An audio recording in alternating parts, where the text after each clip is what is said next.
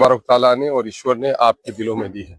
इसलिए कि अपने लिए तो कुत्ता भी नहीं जीता, कुत्ता डंडे खाता है, टुकड़े चुनता है, लेकिन रात को वो दरिंदों से इंसानों की पहरेदारी करता है, चोरों के हवाले से वो भूखता है। वो इंसान क्या इंसान है जो सिर्फ अपने बारे में सोचे, दूसरों के बारे में सोचे। दर्द दिल के वास्ते पैदा किया इंसान को, वरना कुछ कम न थे कर्रो बयां। तो मामला ये है कि फरिश्ते इबादत के लिए काफी थे। दरअसल इंसान को दर्द दिल के वास्ते अल्लाह ने पैदा किया है।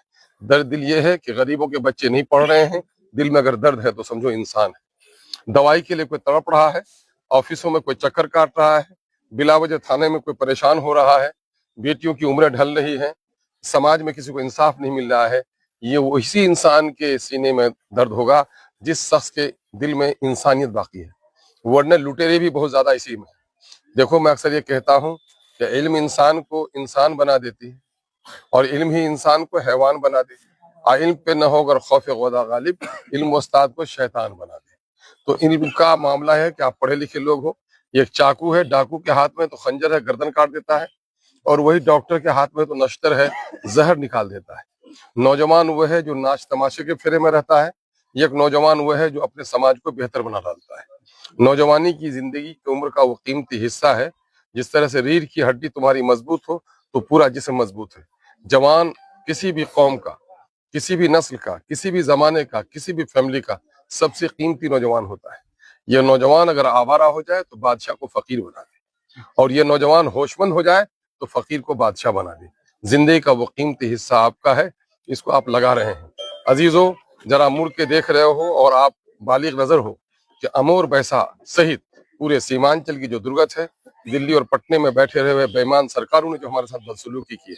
आज दिल्ली में, पटने में फ्लाईओवर बन रहे हैं, जमीन के नीचे सड़कें बन रही हैं, मेट्रो ट्रेन चल रही है, फ्लाईओवर्स की जाल सी बिछ गई है। लेकिन आज भी हमारे यहाँ दर्जनों ऐसी बस्तियां हैं जहाँ एम्बुलेंस नहीं जा सकती, जहाँ दमकल की गाड़ियां नहीं जा सकती हैं। आज भी हमारे बच्चे ऐसे हैं, बेटियां ऐसी हैं कि उनको स्कूल नहीं मिल पा रहे हैं। आज कुत्तों के लिए इन कमीनों ने दिल्ली और पटने में हॉस्पिटल खोल रखे हैं, और बस्तियों में हमारी माएँ मरती हैं, हॉस्पिटल है वहाँ डॉक्टर नहीं है।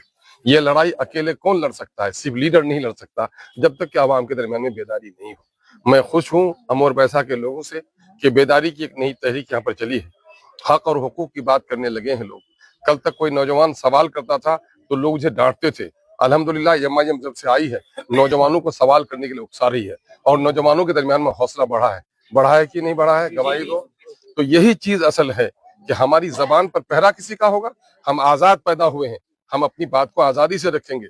हम सरकार को टैक्स देते हैं, अगर टैक्स देना हमारे लाजिम है तो टैक्स के हिस्सों से सरकारी सहूलियात को हासिल करना भी हमारे लिए लाजिम है। नौजवानों, ये पूरी लड़ाई मैं बड़ी पामर्दी के साथ, बड़ी जिम्मेदारी के साथ लड़ रहा हूँ। तुम्हारी याददाश्त छोटी है, पिछले 5 साल तुमको याद होंगे, 10 साल याद होंगे, लेकिन तुम्हारे बुजुर्गों को 50 साल के इससे याद है।